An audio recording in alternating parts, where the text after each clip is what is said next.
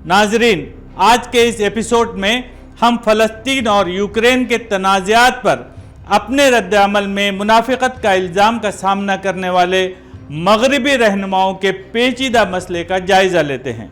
इस मौजू ने सोशल मीडिया में पुरजोश बहसों को हवा दी है और सोशल मीडिया प्लेटफॉर्म्स पर शदीद जज्बात को जन्म दिया है। आइए एक गहरा जायज़ा लेते हैं। इस इल्ज़ाम के इर्द-गिर्द हक़ाइक़ और ज़बरदस्त दलाइल की जांच करते हैं। मैं मोहम्मद तलहा सिद्दी बापा और आप देख रहे हैं अल-बलाग़ channel. Of escalating tensions between Israelis and Palestinians have erupted into a firestorm. In an unprecedented surprise attack, the militant Hamas... सबसे पहले आइए अपनी तवज्जो यूक्रेन के जारी तनाज़े की तरफ मबजूल करें। यूक्रेन ने 2014 में अपने मशरक़ी इलाकों में रूसी हिमायत याफ्ता अलहदगी पसंदों के खिलाफ एक तवील और तकलीफदा जद्दोजहद बर्दाश्त की है। अभी हाल ही में रूस ने यूक्रेन पर मुकम्मल हमला किया, इसकी खुद मुख्तारी और इलाकाई सालिमियत की सरीह खिलाफवर्जी की। आलमी बिरादरी बिलखुसूस मगरबी ममालिक ने रूस की जारियत की वाज़ेह अल्फाज में मजम्मत की। इन्होंने यूक्रेन के अपने दफा के हक के लिए गैर मुतज़लज़ल हिमायत जाहिर की और रूस पर पाबंदियां भी आयद की हैं। अहम फौजी और इंसानी इमदाद में इजाफा किया है। अब इसराइल और फ़लस्तीन के हालात का एक हकीकत पसंदाना मुआजना करते हैं।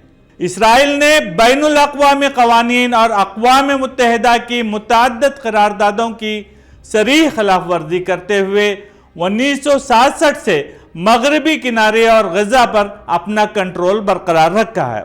फ़लस्तीनियों ने इसराइली अफवाज और आबादकारों की तरफ से जारी जुल्म, तशद्दुद और नस्ल परस्ती की हुकूमत को बर्दाश्त किया है। इन्हें मुसलसल हमलों, छापों, गिरफ्तारियों, घरों की मसमारियों और नाकाबंदियों का सामना करना पड़ा है। फ़लस्तीनियों ने बहादुरी से नाजायज़ कब्जे के खिलाफ मज़ाहमत की है, अपनी बुनियादी हुकूक खुद इरादियत, आज़ादी और वक़ार के लिए शदीद जद्दोजहद की है और इसके लिए बेहिसाब कुर्बानियाँ भी दी हैं और ये सिलसिला हुनूस जारी है। अफसोस की बात है कि मगरबी अक़वाम ने फ़लस्तीनी कौस के लिए इस सतह की एकजहती और हिमायत का मुजाहरा नहीं किया जैसा कि यूक्रेन के लिए किया है। कुछ तो इसराइल के कब्जे और खिलाफ वर्जियों को जायज़ करार देने में भी शरीक हैं। मिसाल के तौर पर अमेरिका ने इसराइल को साल बसाल खातिर ख्वाह फौजी इमदाद और सफारती तहफ़्फ़ुज़ फराहम किया है। इसने अपने वीटो पावर को अक़वाम मुत्तहिदा की ऐसी किसी भी करारदाद को नाकाम बनाने या इसमें रुकावट डालने के लिए इस्तेमाल किया है जो इसराइल पर तनकीद या पाबंदी आयद करने के लिए पेश की जाती रही हो।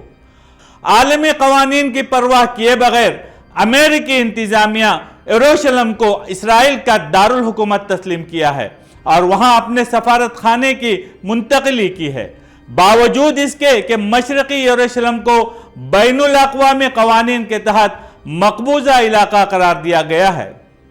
सोशल मीडिया पर आने वाली मुतअद्दिद आवाज़ों ने बजा तौर पर इन दो तनाज़ात पर मगरबी रद्द-ए-अमल में इस वाज़ेह दोहरे मेयार और मुनाफ़िक़त की निशानदही की है। उनका इस्तिदलाल है कि यूक्रेन और फ़लस्तीन दोनों गैर मुल्की कब्जे और जारहियत से नबर आज़मा हैं, अपनी जद्दोजहद के लिए यकसा एहतराम और हिमायत की मुस्तहक हैं। वो सवाल करते हैं कि रूस की तरफ से यूक्रेन में शहरी अहदाफ के खिलाफ दहशतगर्दी की कार्रवाइयों की आलमी सतह पर मजम्मत क्यों की जाती है, जबकि फ़लस्तीनियों में जारे इसराइल की इसी तरह के इक़दामात को या तो जायज़ करार दिया जाता है या नज़रअंदाज किया जाता है। किस तरह मगरबी मीडिया यूक्रेनियों को अपनी सरजमीन का दिफा करने वालों को हीरो के तौर पर पेश करता है और अपने हक और अपने मुल्क को गासिब इसराइलियों के खिलाफ लड़ने वाले फ़लस्तीनियों को दहशतगर्द करार देता है। एक मुमताज़ बरतानवी बाएं बाजू के सहाफ़ी हारून बस्तानी ने इस मामले को वजाहत के साथ उठाया और इस सिलसिले में अपनी एक ट्वीट में यूं कहा, वाज़ेह दोहरा मियार यूक्रेन में शहरी अहदाफ के खिलाफ दहशतगर्दी की तौसीक़ की गई, جبکہ فلسطینیوں کی طرف سے اس طرح کے اقدامات کی مذمت کی گئی۔ انہوں نے ایک ویڈیو کلپ شیئر کی ہے جس میں فلسطینی نیشنل انیشیٹو کے جنرل سیکریٹری مصطفیٰ برغوثی کو دکھایا، جس نے CNN کو انٹرویو کے دوران ایک اہم سوال کیا: امریکہ قبضے کے خلاف جنگ میں یوکرین کی حمایت کیوں کرتا ہے جبکہ یہاں وہ قابض اسرائیل کی حمایت کرتا ہے؟ And the same, in my opinion, as the American administration, which fails to see things in an equal manner. The fact that we are looked at as if we are all terrorists. I mean, look, it's not just Hamas that is described as terrorists. The American Congress considers the PLO, including Mr. Abbas, as terrorists as well.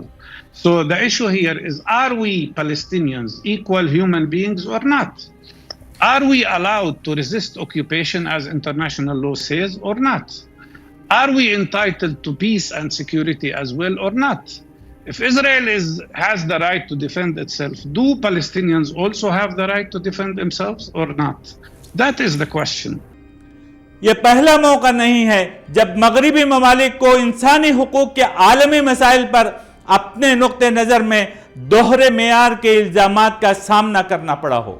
اس سال کے شروع میں Amnesty international نے ایک report جاری کی تھی جس میں انسانی حقوق کے حوالے سے مغرب کے نقطہ نظر میں دوہرے معیار کو بے نقاب کیا گیا تھا۔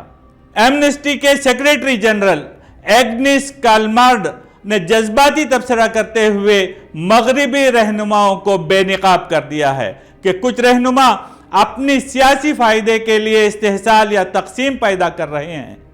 انہوں نے مسئلہ فلسطین کی اہمیت پر زور دیتے ہوئے کہا کہ فلسطینی جبر، قبضے اور نسل پرستی کی حکومت میں رہ رہے ہیں۔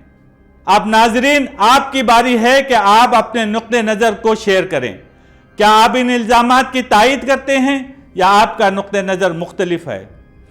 ہم آپ کے خیالات اور تاثرات کا احترام کرتے ہیں۔ براہ کرم کمنٹ باکس میں اپنی رائے کا اظہار کریں۔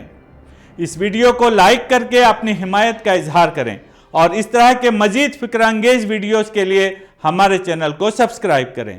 آپ دیکھ رہے ہیں البلاغ چینل، حق کا پیغام انسانیت کے نام۔